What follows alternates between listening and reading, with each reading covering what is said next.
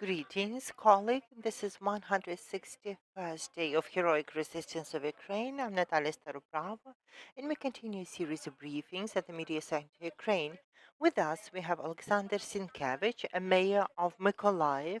Greetings. We know that the enemy targeted Mykolaiv yet again. How has Mykolaiv been hit by this attack? We have to say that throughout the war, Mykolaiv has not been shelled for only 21 days. Today at 5 a.m., the city was shelled by 300 systems. A supermarket was ravaged, a multi-story buildings, a shop, a pharmacy, the road, and the enemy has also targeted a horse riding school. But the animals and the staff, fortunately, have not been hit. Often people are asking if the air defenses are on the ground. They are, and 4 enemy cruise missiles were shot down over Mykolaiv. Acts, different kinds.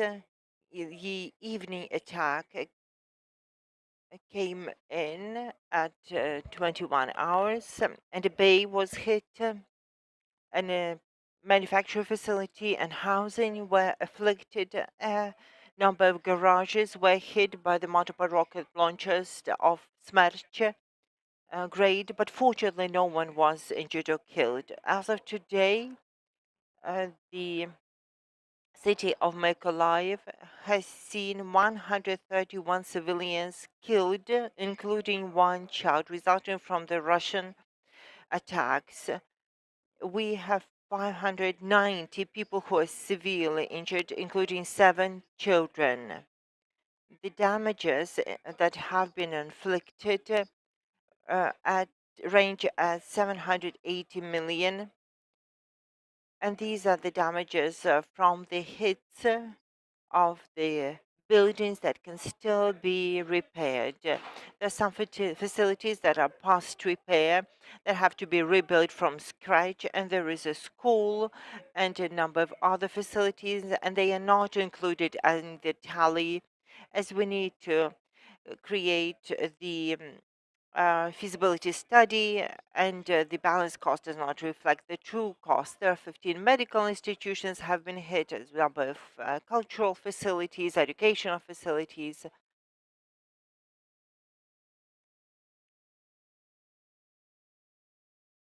We had a slight signal disturbance. 49 educational facilities, 16 cultural facilities, 15 medical institutions, 12 sport facilities. The overall damages to the housing is over 500 high-rise building. 30% of them have sustained repeated damage. 700 private homes, including 69 of them that are reduced to rubble. They will have to be rebuilt from scratch. We're not calculating their value, as we need to bring in expert assessors.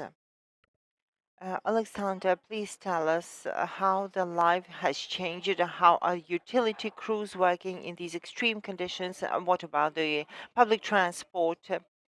The public transport is also not spared. Our buses, trolley buses are hit. We repair the damage that we can. We working with the producers of the windows to glaze the windows on the buses and then put them back into action to serve the people. The Warsaw municipality has handed over new buses for Mykolaiv. 2 of them have already been hit, resulting from the Russian attack. The windows have been blown out, a roof has been damaged. We try to repair them and do our utmost to bring them back onto the roads, and the public transport is running despite the daily attacks. As for the utility crews, it's sustaining the operation of the city. We have the a connection to the grid, we have running water, We have technical water in Mykolaiv that we are collecting from southern Bug river, and there are two criteria: the water and salt content that do not match the requirements for drinking water. Before we used the water from the Dnipro river, but once the Russians attacked the pipelines of water bringing water from the Dnieper river to Mykolaiv, we've started collecting water from the other river, and people can collect the water and use it for their needs. And we are also delivering drinking water, and we're supported by volunteer organizations. How many firefighter crews and emergency medicine crews are on the ground any day? I cannot give you a precise number, but I can assure you that all the emergency first responders are working at full capacity. All the people are working, resulting from a missile hitting our emergency hospital this weekend. We cannot use the hospital any longer. We shut it down for conservation or renovation, and we had to withdraw 400 patients and medical staff who were then located in the hospitals, as the hospital is unoperational.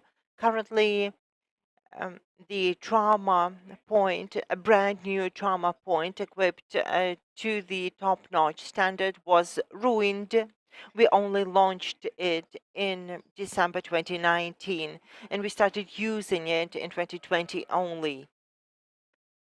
All the utility companies are working at full capacity. Yesterday, I gave an interview to one of the Ukrainian TV companies, and they were surprised to hear that when they arrived at the site of the impact of the missile, the utility crews have cleaned up the debris, the damage. They start early hours and make sure the city is clean and passable. Fortunately, there were no casualties. The Russians are deliberately targeting civilian infrastructure facilities and are making some excuses, alleging there are some Nazis housing there. The video the video uploaded by the residents of Mykolaiv, I urge them not to do it, but those videos clearly show that there are no secondary detonations, so there's no ammunition stored at the site, there are no projectiles. There's no military equipment like tanks, armored vehicles, or whatever the Russians allege. And there are no first responders. If there were casualties, civilian, military, or else, there would be first responders on the ground rescuing people from the wreckage and the bodies from the wreckage too. So we see no first responders on the ground. They are only doing the examination and assessment and saying there are no casualties or there are no people buried under rubble. So this allegation of the Russians waging war on the military hiding in civilian object is nothing but a fake and a lie. Alexander, considering the threat of potential continued shelling by the enemy, I'm planning to bring in compulsory evacuation for the residents of Mykolaiv. Not yet. The military administration isn't advising us to do so, but as a mayor, I've been urging the residents to leave the city and do it to save their lives and to return to the city to rebuild it.